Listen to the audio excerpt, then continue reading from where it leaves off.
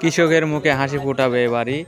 এখন ধান সব বাসায় নিয়ে যাওয়ার ব্যবস্থাপনা করা হয়েছে, এগুলো কামলা ধান নিয়ে যাচ্ছে বাসায়, তাই এখন কৃষকের মুখে হাসি। আমরা সবাইকে আসসালামু আলাইকুম, সবাই কেমন আছেন? আসলে সবাই ভালো আছেন। আমি আপনাদের মাঝে একটা নতুন ভিডিও নিয়ে চলে আসছি। আপনাদের দেখাবো আমাদের গ্রামে কৃষক ভাইদের ধানের কি অবস্থা আজকাল। এই ধানগুলো দেখান, ধানের অবস্থা মর্মান্তিক খারাপ অবস্থা, ধান পড়ে গেছে। অনেক পরিশ্রম করছে কৃষক ভাইরা, কিন্তু এই ফলনটা বেশি পাবে না, ঠিক আছে? এই জন্য অনেক ক্ষতিগ্রস্ত হয়েছে কৃষক ভাইদের মুখে নাই হাসি। এখন ধান কাটার সময় গেছে, ধান পেকে যাচ্ছে, ধান পাকা পাকা ভাব। এই যে এদিকে কি অবস্থা একটু জানাবেন কমেন্টে সবাই।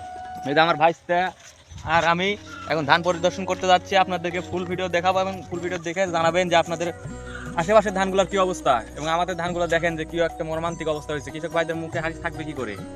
খুব কষ্টে আছে কৃষক ভাইরা। এখন ধান কাটার সময় হয়েছে, এখন মানুষ হাসি খুশি থাকে, কিন্তু এবার মানুষ হাসি খুশি থাকতে পারতেছে না। আমাদের গ্রামের পরিবেশটা অনেক সুন্দর এবং আশেপাশের ভিউটা অনেক সুন্দর। আশেপাশের ভিউটা দেখাও সবাই রে।